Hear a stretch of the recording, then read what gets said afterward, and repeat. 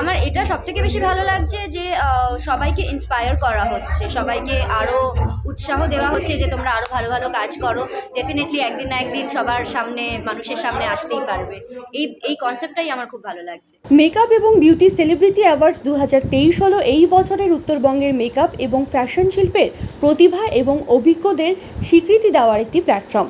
শিলিগুড়িতে এই অস্পৃশ্য সেক্টরগুলিকে স্বীকৃতি দেওয়ার জন্য পুরস্কারের সূচনা চিহ্নিত করা হয় এই অনুষ্ঠানে। মেকআপ এবং ফ্যাশন জীবনের একটি অংশ হয়ে উঠেছে, তবে এই সেক্টরগুলিকে স্বীকৃতি দেওয়ার মতো কোনো প্ল্যাটফর্ম নেই যা একটি পুরস্কারের আকারে তাদের যথাযথ স্বীকৃতি পাওয়া থেকে অস্পৃশ্য থাকে। অন্যান্য অনেক শিল্প যেমন ফিল্ম, মিডিয়া এবং মিউজিক ইত্যাদির মেকআপ এবং ফ্যাশন ছাড়া উত্তরবঙ্গে অনেক ধরনের স্বীকৃতি ও পুরস্কার রয়েছে। এই ব্যবধানকে মেটানোর জন্য এই দিনের এই অনুষ্ঠানের আয়োজন করা হয়, যার নাম মেকআপ এবং বিউটি সেলিব্রিটি অ্যাওয়ার্ডস 2023। এই দিন শিলিগুড়ির দীনবন্ধু মঞ্চে এই অনুষ্ঠানের আয়োজন করা হয়। অনুষ্ঠানটির আয়োজন করেন নর্থ বেঙ্গল সিনে।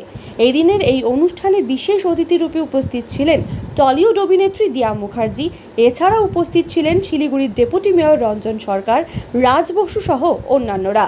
এদিন নর্থ বেঙ্গল সিনের তরফে সঞ্জয় বর্মন জানান, আমরা শিল্পের সেরা ব্যক্তিদের সম্মান ও অভিনন্দন জানানোর জন্য এই পুরস্কার অনুষ্ঠানের পরিকল্পনা করেছি। আগামীতেও এই উদ্যোগ আমরা গ্রহণ করব। খুব ভালো লাগছে, অনেক দিন পর আসা হলো এবং এসে খুব খুব ভালো লাগছে।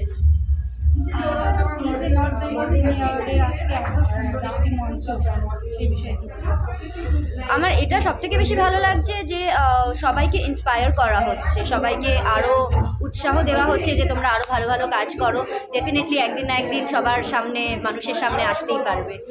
এই কনসেপ্টটাই আমার খুব ভালো লাগছে। এখনও কিছু ফাইনাল হয়নি, ফাইনাল হলে নিশ্চয়ই জানাবো। আজকের অনুষ্ঠানের বিষয়টা হচ্ছে আমাদের উত্তরবঙ্গ তথা শিলিগুড়ি এবং আরও বিভিন্ন প্রান্তে যারা মেকআপ অ্যান্ড বিউটি ইন্ডাস্ট্রিতে কাজ করছে, প্রচুর ভালো ভালো ছেলেমেয়ে, ট্যালেন্টেড ছেলেমেয়েরা ফিল্ম, সিনেমা রিলেটেড কাজও করছে এবং ব্রাইডাল ইন্ডাস্ট্রিতেও ভালো জায়গায় পৌঁছেছে। আমরা তাদেরকে একত্রিত করে একটা জায়গায় নিয়ে আসার চেষ্টা করছি এবং আজ একটা বড় মিট আপ হলো এবং একটা কম্পিটিশন রেখেছিলাম 2 দিনের। একটা নেলস, কলকা, মেহেন্দি 5 তারিখে ছিল। আজকে মেকআপের উপর ডেমো ছিল। সেগুলো ওরা সকাল 11টা থেকে বিকেল 2:30-3টে পর্যন্ত কম্পিটিশন হয়েছে। তারপর আমরা বিভিন্ন জেলার থেকে জুরি রেখেছিলাম। সেই জুরি তারা তাদের সাজানো দেখেছে এবং তারপরে লাইভ স্টেজে পারফরমেন্স হয়েছে। তার উপরে বিচার বিবেচনা করে ফার্স্ট, সেকেন্ড, থার্ড আমরা করেছি।